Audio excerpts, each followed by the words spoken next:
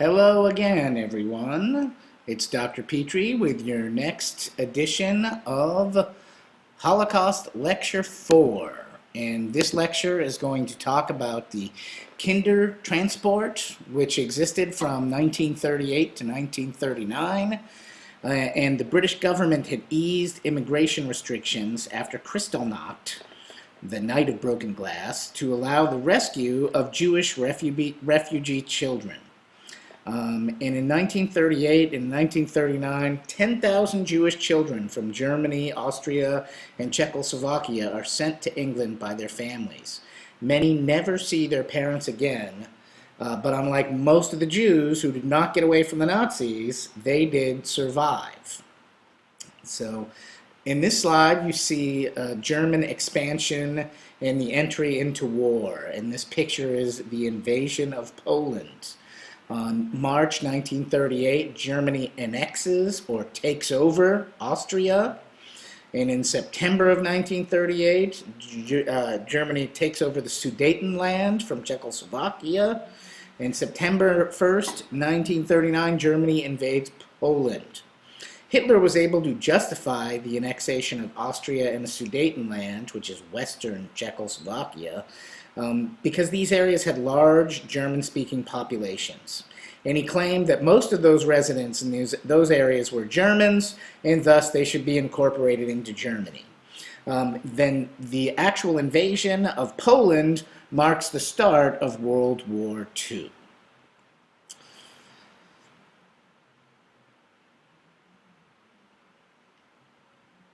So, and here we have, in 1939, the orders to start the ghettos, which is just a ghetto.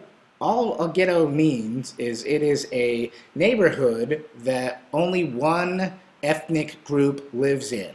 So we've had Italian ghettos, we've had German ghettos. Whenever there's a neighborhood that is dominated by one ethnic group, that means it's a ghetto. It doesn't necessarily have to be poor, but certainly in Germany, as they were taking things away from the Jews, these ghettos were very, very poor. So the Jewish Council, which was called the Judenrat by the Germans, and each city in Germany was required to take a census, take an inventory of the number of Jews they had in their local area. And then they had to make sure that those Jews were properly deported to the urban concentration points.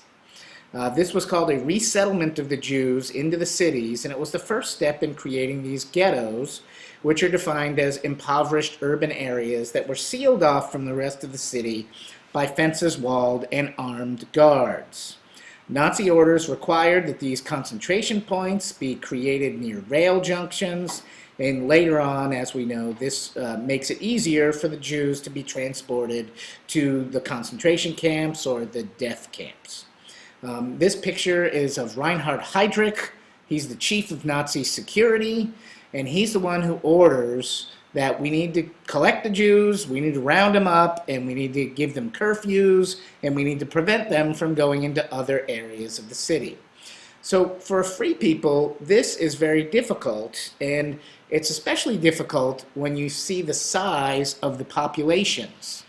If you look at the Warsaw Ghetto, they had 450,000 Jews in there. The Lodz Ghetto, 200,000. Lwów, or Lwów, I think it was called, was about 100,000. Minsk, 100,000. Amsterdam, 100,000. Theresienstadt, 100,000. So Theresienstadt was established in the old fortress city of Terezin, just over the German border between Germany and Czechoslovakia. And it was not like the other ghettos. It was a show ghetto created for rich Jews. And the Nazis used Theresienstadt for propaganda purposes, trying to create the impression for the rest of the world that the Jews were being treated very humanely under their rule. But unfortunately, thousands of Jews were shipped from Theresienstadt to go to Auschwitz, where they met their final deaths.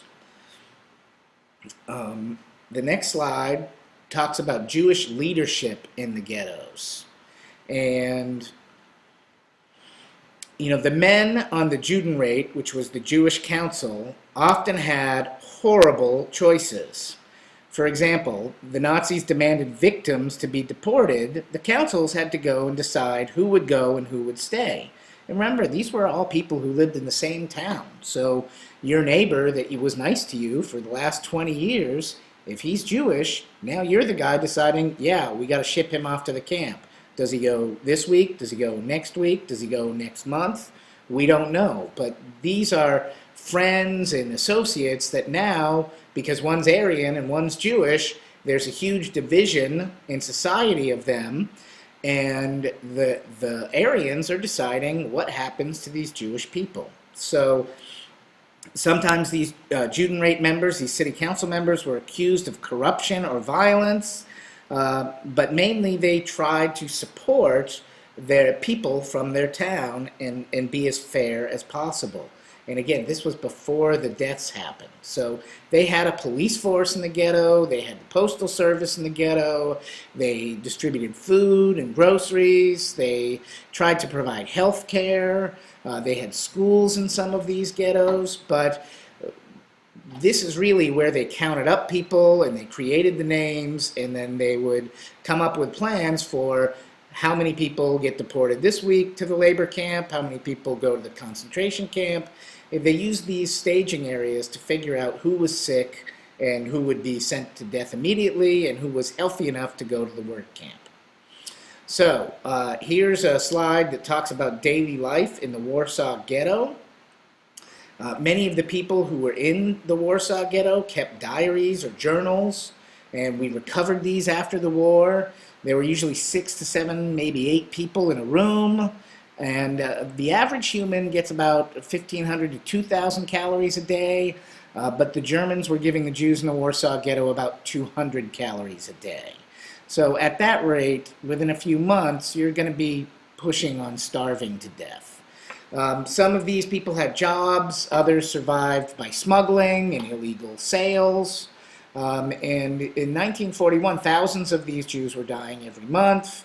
They held illegal prayer services, and they held clandestine secret schools and private homes. And you can see this is that they have some sort of oatmeal or gruel that they're eating, and that was all they'd get for the whole day. And it's important to know that this ghetto in Poland, it was surrounded by a huge wall, and it was 11 miles long, 12 feet high, 10 inches thick, with barbed wire across the top of it.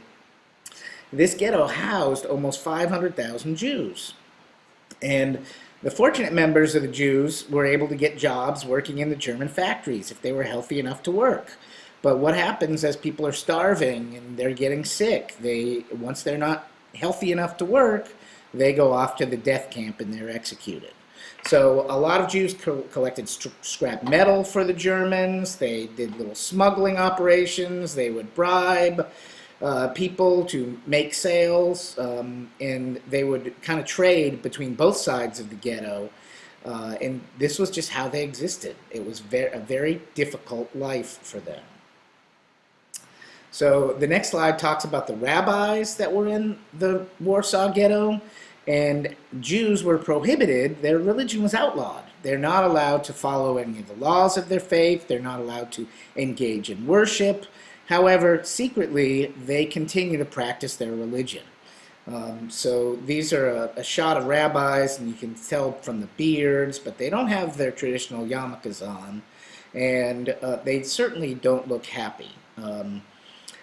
And I know that these Jews that did practice their religion, if they were caught with any religious artifacts, or they were caught attending service or worship, they could be killed immediately. So the next slide talks about the conditions of the Lodz Ghetto. It talks about how filthy it was. The Lodz Ghetto was created February 8th, 1940. It was sealed off from the rest of the city by the end of April. In December of 1941, the first Jews were sent from the ghetto to the death camps. They were first sent to Chelmno, then later to Auschwitz. And the quote in this slide comes from the U.S. Holocaust Memorial Museum website. It says, "Filth was tremendous. It was filthy. It was filthy even in the building where they lived. In the wintertime, the toilet, it was ice. It was all ice. And the feces and the urine all over. It was overflowing. So raw sewage in the area you're sleeping, they're just taking the raw sewage out and dumping it in the fields. It's perfect conditions to get people sick.